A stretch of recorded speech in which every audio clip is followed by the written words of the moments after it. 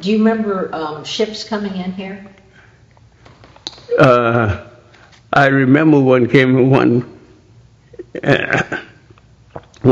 in. I remember, and see what happens is when a ship comes in, they have a barge to bring the ship in to the dock down there, and because the narrow as the waterways is down by the dock there, it's so narrow, so they have the barge to come and take that and hook up to this ship, and kind of nudge it around until you get it out, until you head out to the deep. And then that's when the barge or whatever just come in and they play a part in them moving the ship. Because it was so narrow that the ship couldn't turn around. But it can come in, but you can't turn around and go back out. And did you ride the barge over to Paris Island during that time? Beg your pardon? Did you ride a barge over to Paris Island? No, ma'am. Anytime. Mm-mm. Mm-mm. Do you ever remember Paris Avenue? Do you remember Paris Avenue being a busy business district when the stores were busy, and a Shepherd store or? Paris Avenue, let me tell you something.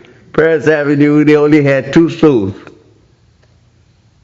When I said 2 stores, they had one store that sells grocery, hammer, saw, all the hardware, any one store.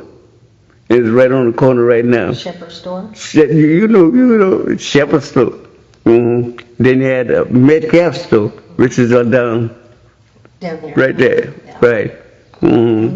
What did Metcalf store sell? Grocery. Groceries, yeah. Mm-hmm. Now, let me tell you another thing. On Old Shell Road, there was one person that had a little, I call it a country store, and they would sell, sell food and everything else. Like if you want to go get some rice, and I remember this well because I used to be part of it. Not part of it, but I used to go. They had a measurement. You want a nickel worth or a quarter's worth of rice or whatever. They had a scoop, different scoop, to dip that in, and then to put into your bag and everything else.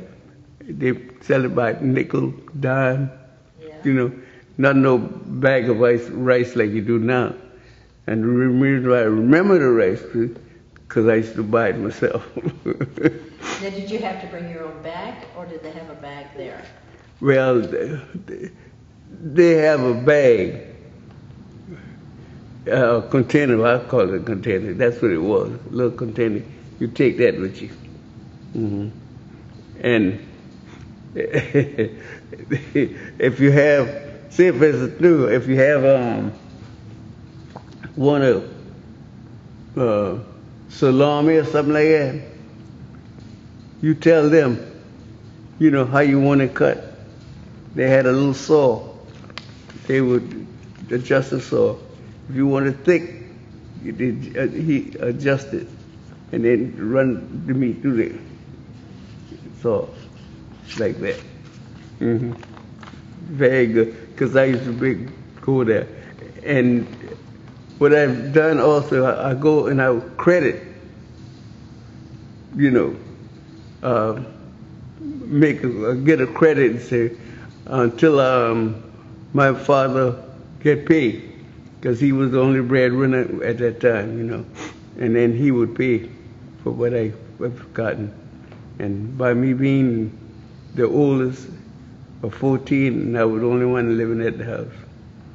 Mm-hmm. What kind of work did your father do? Civil service parasol. Okay. Yes, ma'am. Do you remember passenger ships coming into the port? My mother used to come down to Beaufort on a ship. You remember passenger service at the port? Mm-hmm. Or was that earlier for you?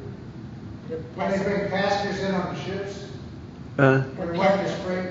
Passenger passenger ships where people would come down? Do you remember No. Because the ships that could really come in is mostly cargo, but they have the crew, that works on the ship. Yes, ma'am. But it was a great experience. that? And anything else that you remember down on the docks?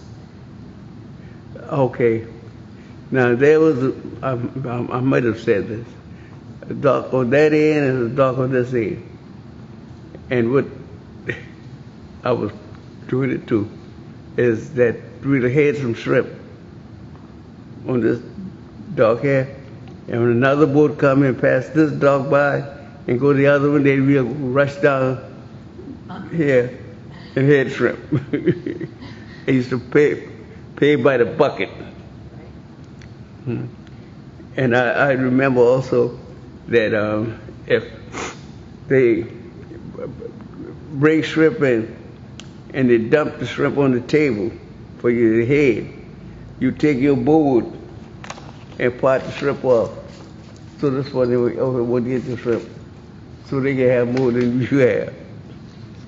It was a good experience for that too, Do you remember how much shrimp cost back then? No ma'am. But it was nice. And if you on this end over here, and you got shrimp on you, and I'm on this end, and I pile shrimp up in front of me, you better come over here, because I'll take that boat and hit you in the hand. I remember that. I remember one woman, she was good on that. So, do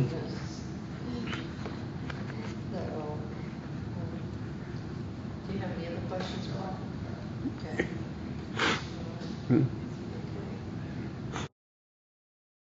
Oh.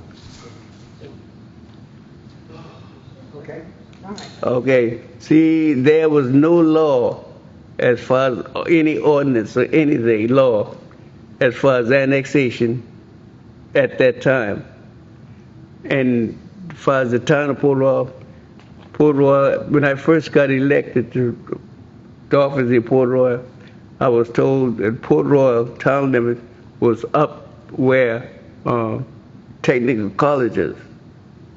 And from there was a negotiation between the mayor at that time and the mayor here. They negotiated and said, well, you take this part and I take this part, and that's where it divided by down Waterways Road with Port Royal.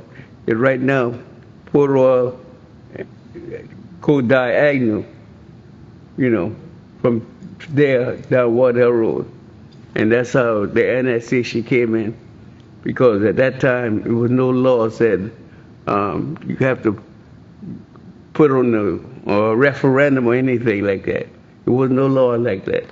But now it is.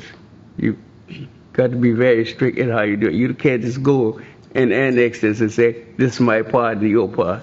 And that's what I would say was negotiations at that time, annexation. So, which I'm glad that's the way it should be anyway, have the law. Now, did that happen during the time you were mayor? Yes, ma'am. It sure did. Yeah, so that's how.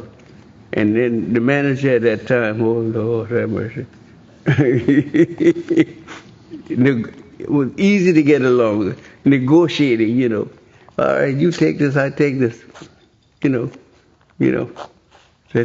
That's like give a child, you just part of the bread and I eat this part. No, you don't do that no more. You got to go to an ordinance, it have to go to referendum. That's what I want to say with that annexation. Okay. I bet you're glad you're not mayor now that Port Royal's 10 times the size of